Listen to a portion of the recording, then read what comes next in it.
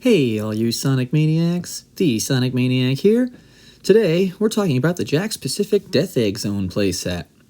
Starting in Sonic 2, the Death Egg has been a final or near-final zone in several of the Sonic the Hedgehog games.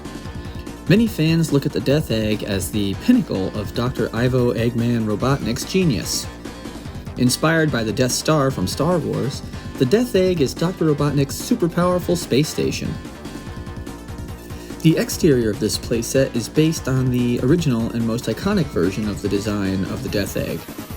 When turned around, the interior of the playset depicts the final battle scene from the often maligned Sonic the Hedgehog 4 Episode 2, once again making this an interesting choice as a playset from Jakks Pacific.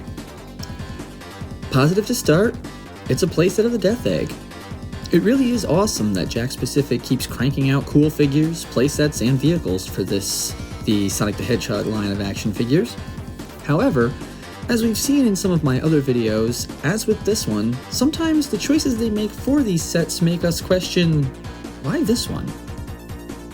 This set is really cool to look at on a shelf for a collector like me, but for kids, this set doesn't offer much. It includes two figures that lack any real articulation and are only available in this set. It is nice that it includes figures, even if those figures really are more like accessories for the specific set. We get a running Sonic and a Dr. Eggman in a small Eggmobile vehicle that goes inside the Egg Heart, which is part of the mechanism that makes up the entire theme of this set. In the final level of Sonic 4 Episode 2, this is the final boss you face on a new Death Egg built around the little planet from Sonic CD. You defeat the boss by running around large power conduits that surround the Egg Heart, dodging electric shocks and hitting the Egg Heart when you can get to it. This playset does do a good job recreating the boss battle in toy form. There are two tracks along two conduits included with the playset that the included Sonic figure, when attached to a base that moves along the track, can simulate the action of the actual level in the game. The base can also be switched between the tracks of the two conduits.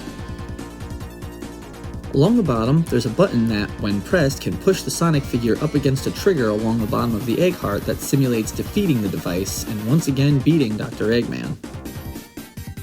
Points for the cleverness in design of this set. Also, points for making a playset compatible with modern Sonic, which is something we hadn't seen since the Green Hill Zone playset. All in all, this set is fine. It does have a unique play mechanism, and it makes a nice, though rather large, display piece. The fact that Jakks used the Death Egg from Sonic 4 as the base for this set, so that it would be a modern Sonic playset, was one major drawback to this set. Since the Death Egg is more notably the largest threat of the classic Sonic era, it would have made more sense to maybe make this set based more on something from those earlier Sonic games. Maybe make it based on its first appearance in Sonic 2, and have it be a full globe that opens and acts as an arena for the giant Eggman robot toy, seeing as how that is a toy that Jakks makes as well, and it would encompass both toys, creating a need to have both for the full experience. Hopefully, maybe that's something we'll get in the future, seeing as how Jakks is no stranger to making many playsets for their toy lines.